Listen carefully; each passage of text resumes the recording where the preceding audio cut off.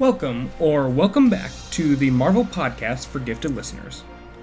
I hope that you enjoyed learning about how magic works in the Marvel Universe.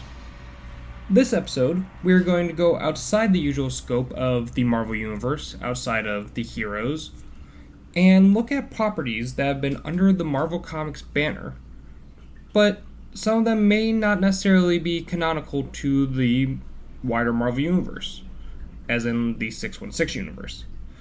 Some just have their own distinctive universes, but are within the Marvel multiverse. Some we've seen cross over with the main characters. Some kind of have stayed contained to their own little bubble universes.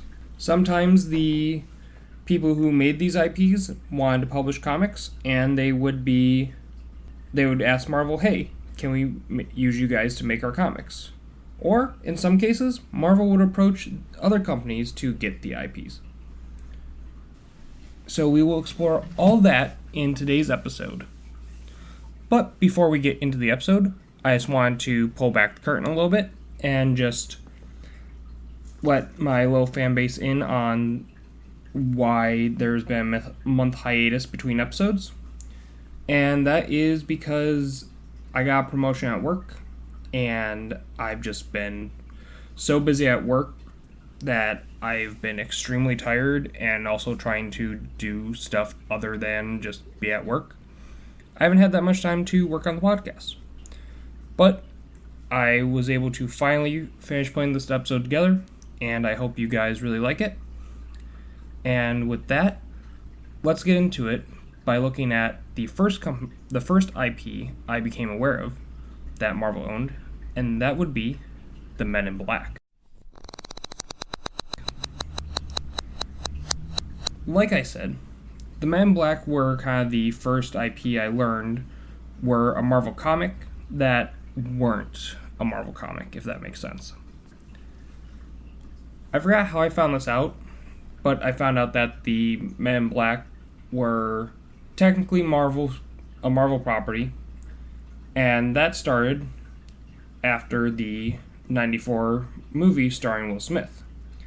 But rewind a few years before the movie came out, there was a standalone Men in Black comic that was published by Malibu Comics. That original comic was taken and turned into the 94 movie. And then after that, Marvel bought Malibu Comics, thus integrating the Men in Black into the Marvel Universe. And yeah, so Men in Black is a Marvel comic. And the Men in Black are actually canonical to Earth 616. We don't really see them that often, but they're there, in the background. The next property that we're going to look at is Conan the Barbarian. People probably have heard this name, seen some of the movies. Maybe, hey, if you're that big a nerd, maybe you've read the original book by Robert E. Howard. That book was written in 1906. Honestly, MCU book, you probably read it. If you read The Hobbit, he probably read Conan the Barbarian. In the 1970s, Roy Thomas, who was the editor-in-chief at Marvel at the time, would acquire the rights to the character when he bought it from Robert E. Howard's estate. Roy Thomas would go on to be the sole writer of the book for the first 115 issues. The comic would go on for over 300 issues. And Conan would also be part of the main 616 universe, but we would actually see him interact more with the main cast of heroes that we know. Conan would actually be part of the Savage Avengers, who we will dive deeper into when I do a future episode on different Avengers teams, because, like I've mentioned in past episodes, there's a lot of them. Also, the druids that we had discussed in the previous episode, the black, red, and yellow druids, their origins come from the Conan comic. And that is how druidic magic became part of Marvel's greater magic umbrella. The Conan comics would be reused as comic strips in Sunday Morning Comics as well. Dark Horse, who is another comic book company that if you read graphic novels, you probably know them. I know them most from doing the Avatar: The Last Airbender comics. they would do a Conan comic as well, but it was not linked to the Marvel Comics version at all. In 2018, Marvel would reacquire the rights to Conan the Barbarian, and they would start writing new Conan comics in 2019. Next up, we have the Halo comics. Now, I like the Halo games, but I was just too young to kind of get into the original Halo hype and be as deep into it as I would be now if Halo were out, like coming out now. But I know that there was that fan base. And when the game came out, the team behind the game wanted to expand upon the Halo universe and fill in the gaps of the story that would have been set off camera that we would not have seen in the cinematics of the video game. Microsoft's head of franchise development, Eric Truntman, assembled a team to write the graphic novels for the Halo franchise. But the team who ran Bungie, the creative minds behind Halo, they didn't like this product they had put together. So, after this, Pete Parsons, the head of Bungie, put together his own team of comic writers and made a graphic novel he thought would make a good comic. Parsons approached Alan Moore and Joe Kubert to work on the graphic novel, but couldn't get either to sign on. Bungie would assemble a team of writers and artists to create the graphic novel that they really believed would work well. But the only problem was they didn't have a publisher for said comic, and so they would turn to Marvel Comics to be the publisher, because they said that Marvel had had a passion for Halo, and they had a wide reach in the comic industry. Upon release, Publishers Weekly called the Halo graphic novel a rare hit for the game's comic genre, debuting at the second position on both the Nielsen Bookscan and Diamond sales charts. Marvel reported they expected to print 100,000 copies by the end of the year, and the comic continued to be one of the top-selling graphic novels months after its debut. In late 2007, the Pittsburgh Tribune-Review called it Marvel's best-selling graphic novel. The success of the novel actually led Marvel Comics and Bungie to announce a 4-issue miniseries, a 4-issue monthly Halo comic series, at the 2006 San Diego Comic-Con, and this series would be called Halo Uprising. And despite delays, the first issue of the limited series was released on August 22nd, 2007. And the last issue would be released in June 2009. And Dark Horse, who we talked about a little bit earlier, they would make their own Halo comics, releasing new graphic novels in 2021. So those are still available. Those are now available to read. This next IP is very interesting that is part of the Marvel Universe. I actually discovered that it was part of the Marvel Universe when I was at Comic-Con and saw one of the first issues at Comic-Con. And I actually believe I bought it. I have to double check my comic collection. But if I did, I will post it on the Instagram. And I am talking about the Doctor. Doctor Who. In the tail end of the 1970s, Marvel had a branch in Europe known as Marvel UK, and the BBC transferred the license to their beloved Doctor to the comic company. For a while, Marvel UK was the sole license holder, though this gradually changed through the 1990s, after which BBC Magazines, Immediate Media Company, and Titan Comics began printing separate Doctor Who comic books, magazines, and collected graphic novels in the UK concurrent with the Doctor Who books of Marvel. Meanwhile, in the United States in the 1980s, Marvel would print colorized reprints of the Doctor Who magazine comic strips in the monthly comic book called Marvel Premiere and Doctor Who. And they would also have US versions of what they called Doctor Who Classic Comics. Between 1992 and 1996, Marvel also published Doctor Who yearbooks, which were basically Doctor Who annuals, like how we get big annual books of X-Men, Spider-Man, Avengers. But these were focused on Doctor Who. Marvel also occasionally printed some single-issue Doctor Who comics, and they would market them as quote-unquote graphic novels. Of these, only The Age of Chaos was both wholly graphic and a single novel-length story. The other stories, such as Absalom Dac, Dalek Killer, and Voyager, would be considered by North American audiences to be trade paperbacks or collector's editions. And even though the Doctor would actually cross over with a handful of Marvel's main characters, such as the Hulk, Spider-Man, and the Fantastic Four, they would combine the UK variants and create a timeline that diverged from Earth 616. And this is what people eventually started referring to as the Marvel UK universe.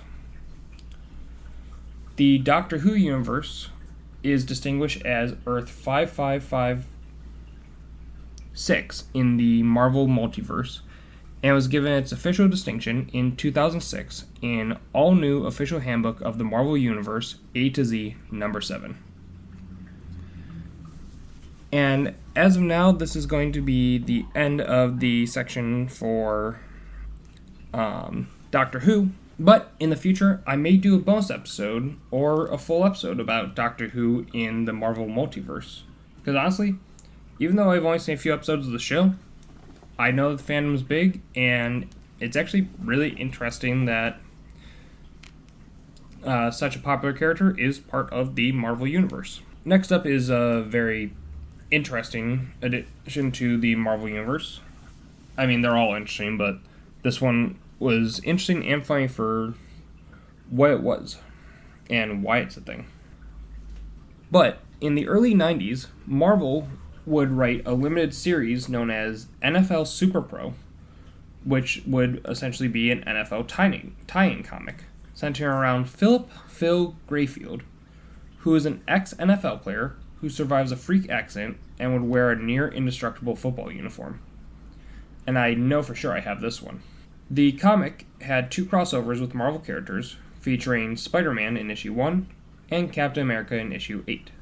The comic series is often referred to as one of Marvel's worst series ever written, and has now become somewhat of a cult collective object in Marvel's collective world.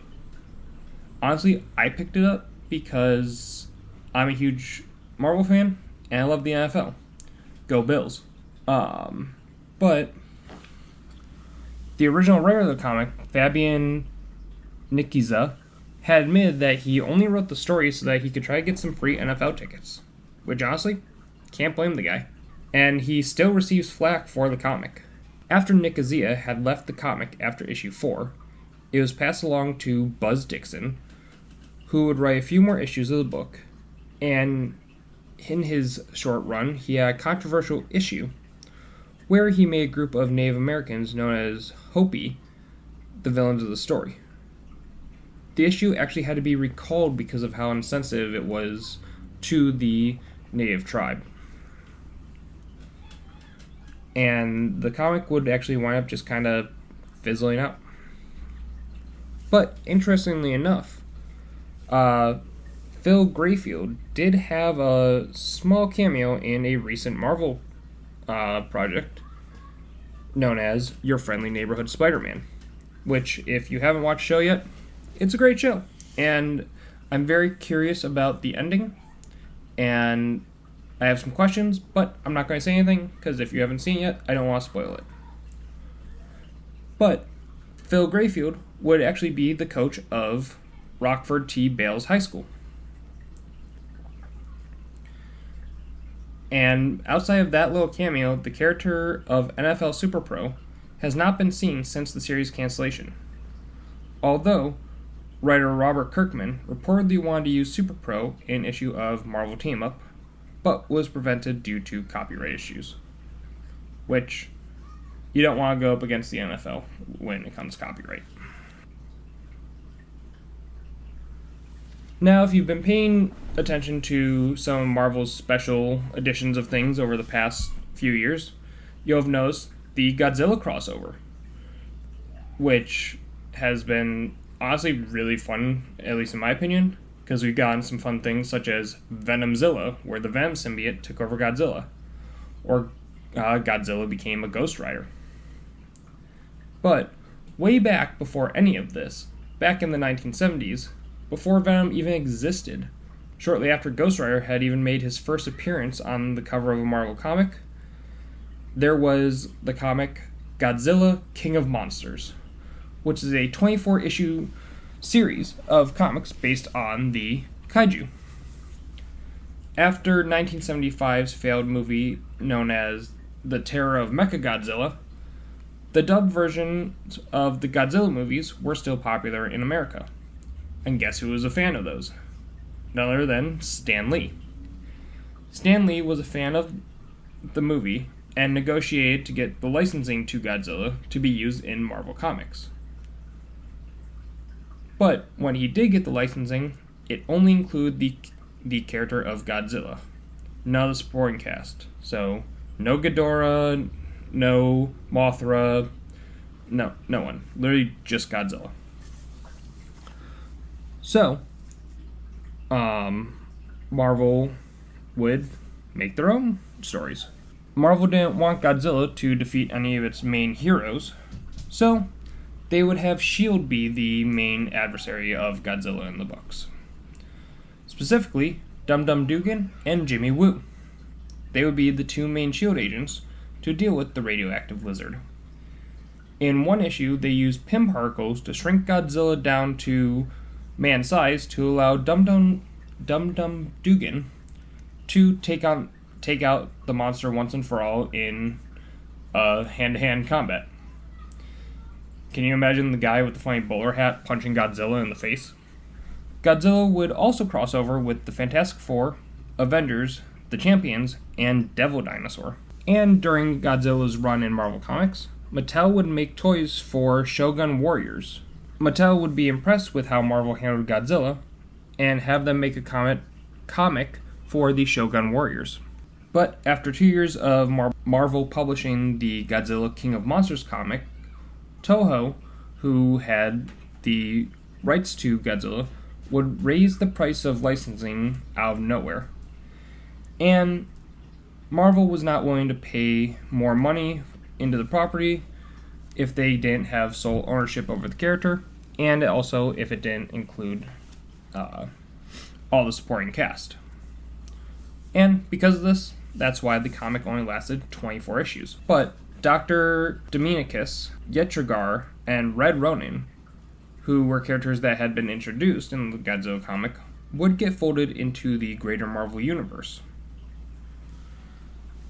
and would be used as antagonists for the Shogun Warrior books. In 2007, Marvel would have an unauthorized Godzilla cameo in the Mighty Avengers. And, like I had mentioned in the beginning of the section, Godzilla has returned to Marvel Comics in 2025 in a limited capacity.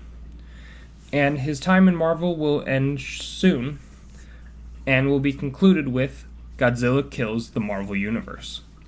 And honestly, I can't wait to read that. And now we're going to kind of switch back to sci-fi. In 1976, Marvel published a treasury issue of 2001: A Space Odyssey, which was a comic adaptation of the film with the same name. Creating this comic was one of Jack Kirby's stipulations to return to Marvel Comics after he had left to go to DC. In the original comic that they wrote, they basically followed the script of the film, but added in a few more lines of dialogue that came from the original novel, and would have a more colloquial version of HAL 9000. And for those of you who don't know what a treasury edition is of a comic, it's basically an edition of a Marvel comic that is in a larger, like, tabloid-sized book instead of the classic comic size. Shortly after they made the Treasury Edition, there was a miniseries in the more traditional comic size that was published. In the 10-issue miniseries, the first 6 issues focused on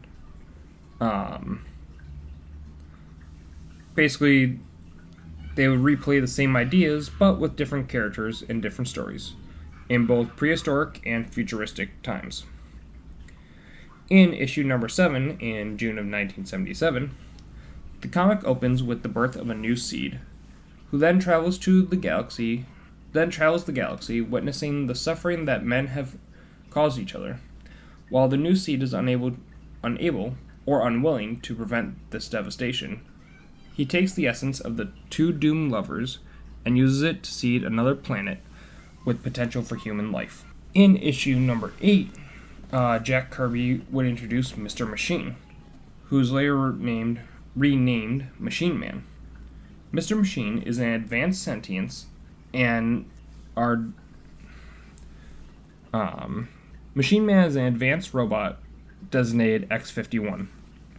All the other robots in the X series go on a rampage as they achieve sentience and are destroyed.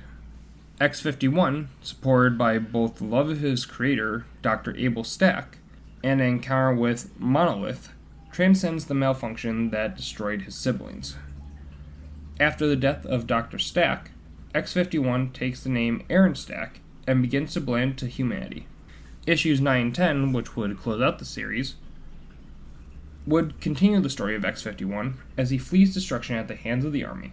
In the third season of Agents of S.H.I.E.L.D., there would be allusions to the series in episode 4722 Hours.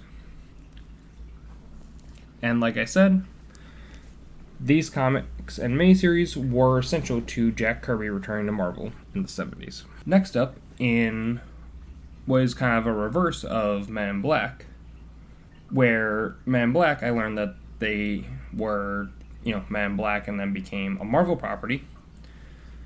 There was Rom, who I thought was just straight up a Marvel character, because when I got my first collection of comic books, there was Rom comics in there.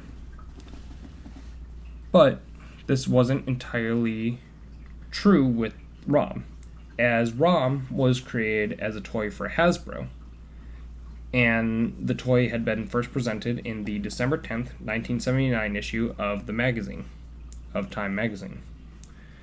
To promote the new toy, Parker Brothers would license the character to Marvel to make comics that would promote the toy so that they would be able to sell more. Because, toy sales make the world go round in comics and TV shows and movies. And funny enough, the comic would outlast the toy line. The toy line would be abandoned in 1980, but the comic would continue for another 6 years until 1986. The comic made the origin of Rom, where he was a human who would volunteer for the Space Knight program, where his body was replaced with a cyborg body, and he would be given a neutralizer, which, from what I've gathered, it worked similar to the Phantom Zone projector that Superman would use in his comics, where the neutralizer would banish the main villains into limbo. Most of Rom's comics would focus on him finding and banishing wraiths to limbo using the neutralizer. And Rom is part of the main Marvel universe, and would face some foes such as the Mad Thinker, the Space Phantom, Galactus and his then hero Terrax, and he would also encounter heroes such as the X-Men, Power Man, and Iron Fist. He would also work with the Fantastic Four, Nova, the Thing independently from the Fantastic Four, and the Hulk.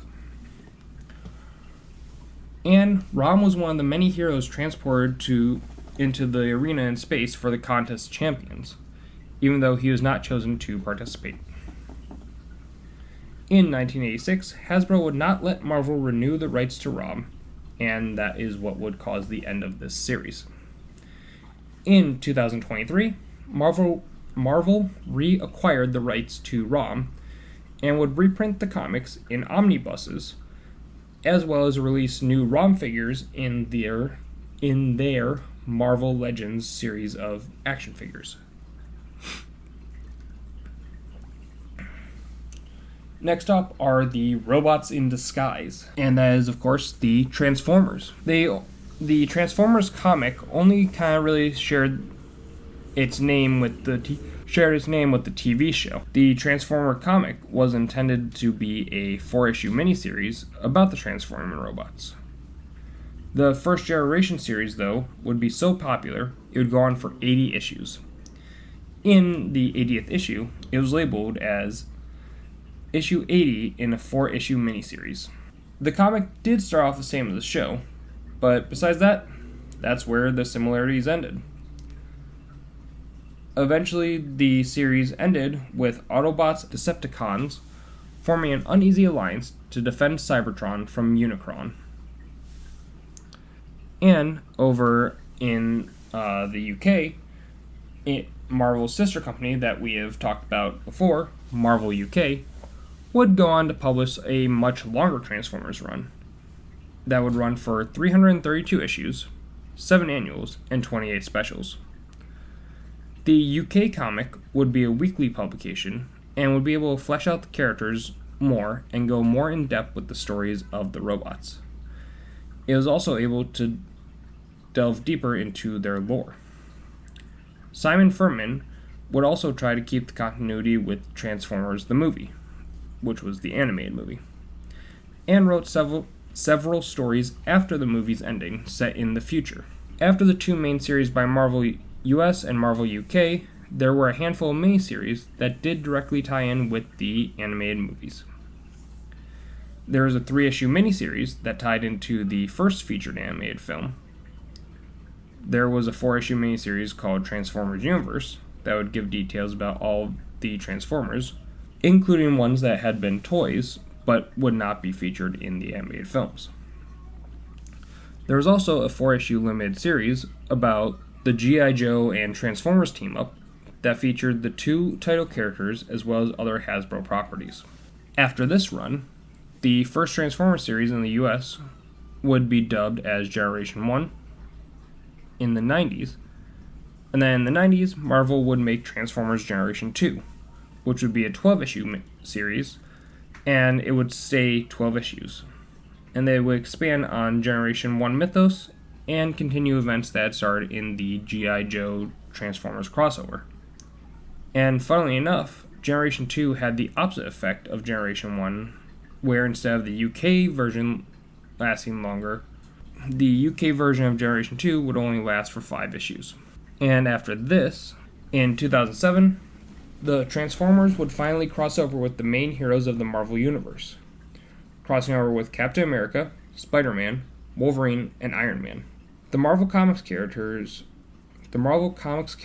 Death's Hand, a character created by Simon Furman, would appear in certain Marvel UK Transformer stories.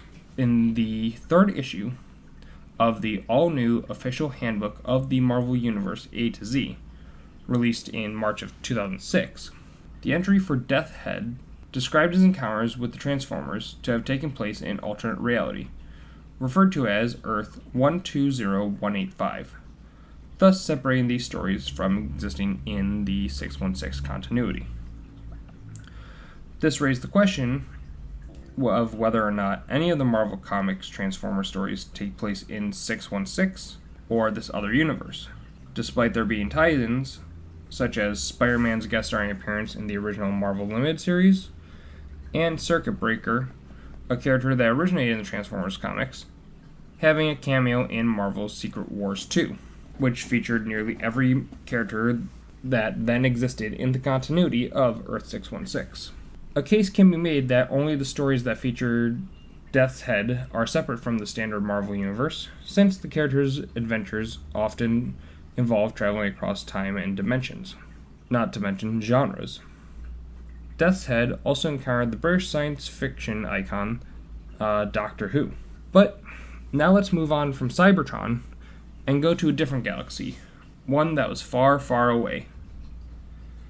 Back in 1975, before Star Wars A New Hope released, Lucasfilm's publicity supervisor Charles Lippincott would approach Stan Lee about making a tie-in comic for Star Wars, but he wanted the comic to come out before the film did.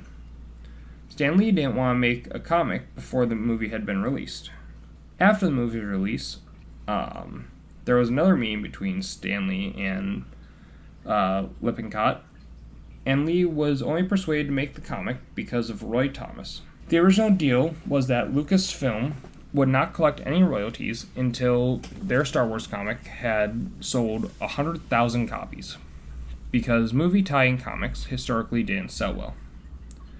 The first comic went on sale in April of 1977 and sold extremely well. Jim Shooter, who was the editor-in-chief at the time of the Star Wars comics, said that Star Wars comics financially saved Marvel in 1977 and 78. The first 6 issues adapted A New Hope. In issue 7, there would be the first original stories set in the Star Wars universe in the series. Issues 39 through 44 would adapt The Empire Strikes Back, and Return of the Jedi would be a separate 4-issue miniseries outside of the original 107-issue run for the Star Wars comic.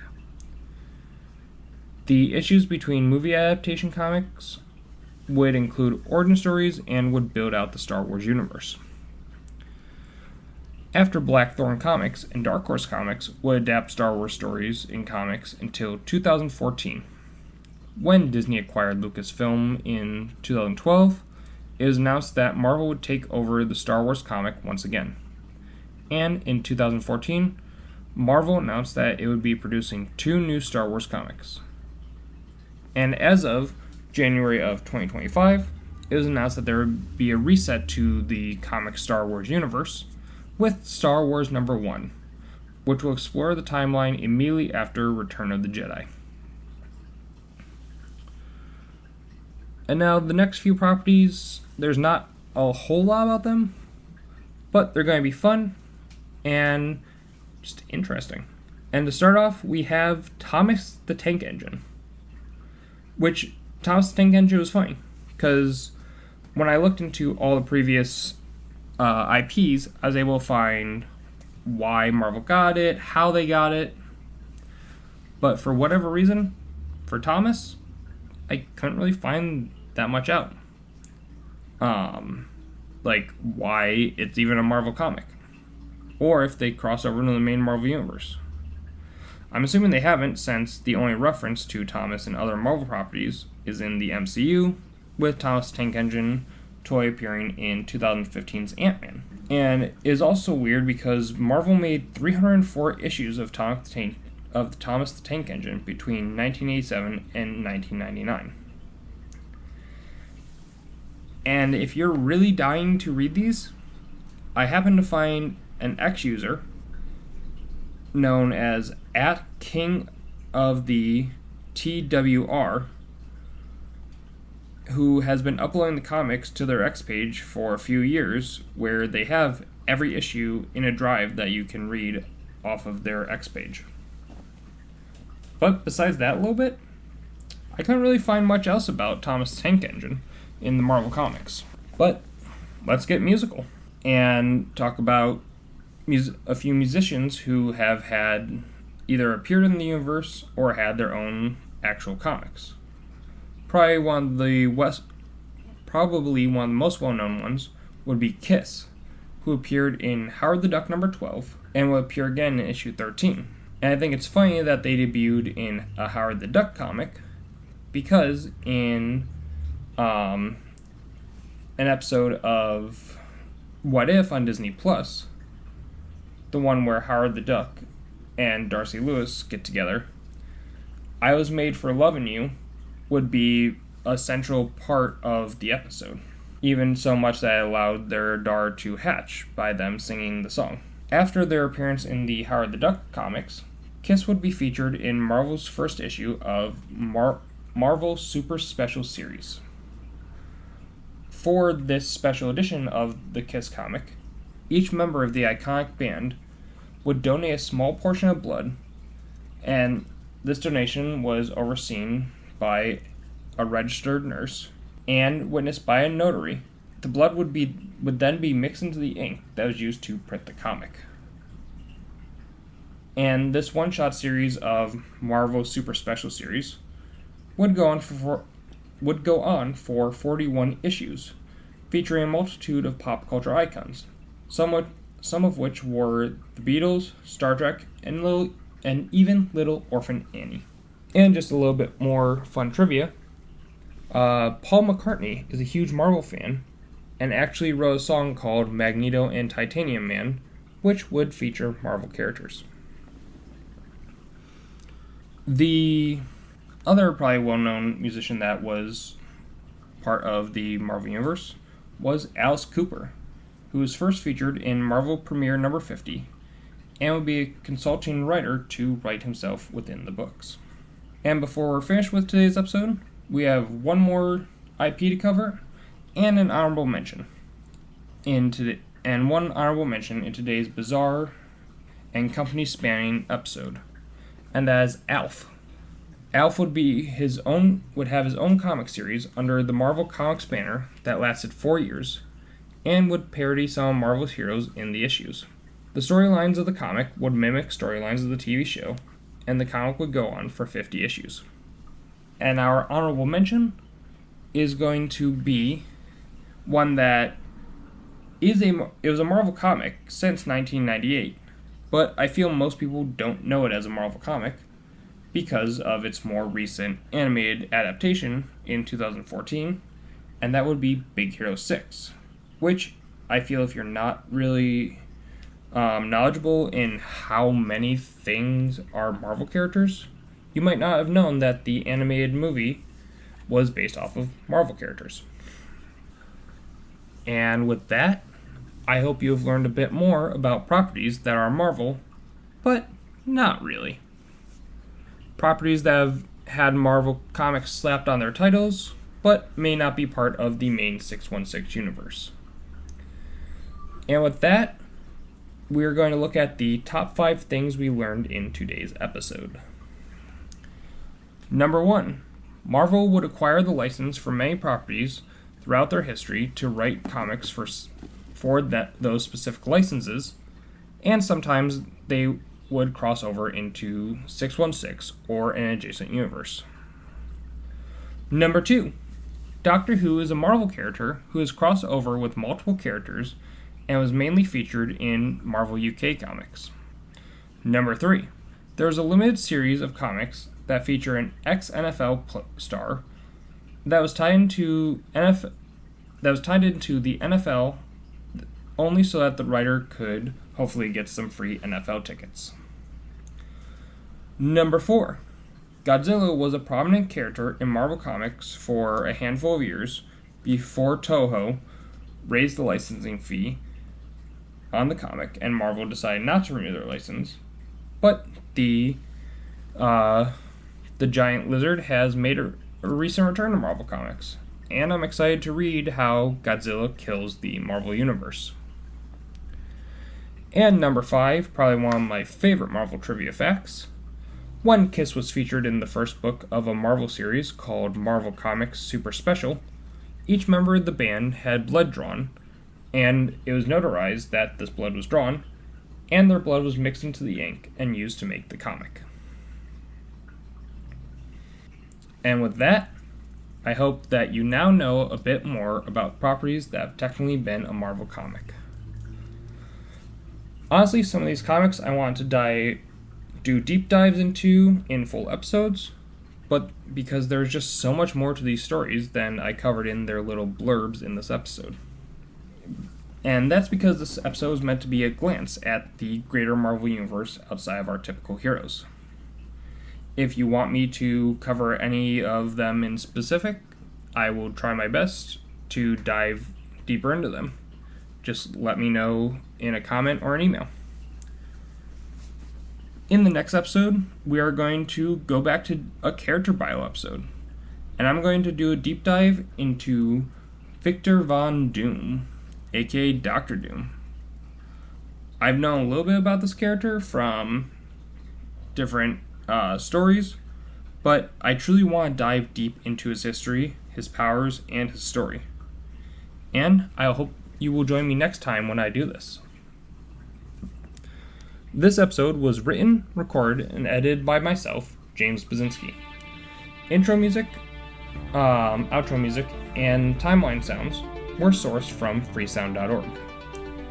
You can find us on Instagram at TMPFGL, TikTok at TMPFGL, YouTube at The Marvel Podcast for Gifted Listeners.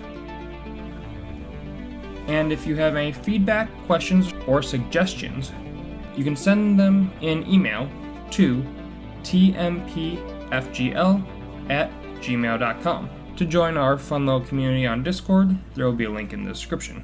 Please like, subscribe, and rate the show wherever you listen.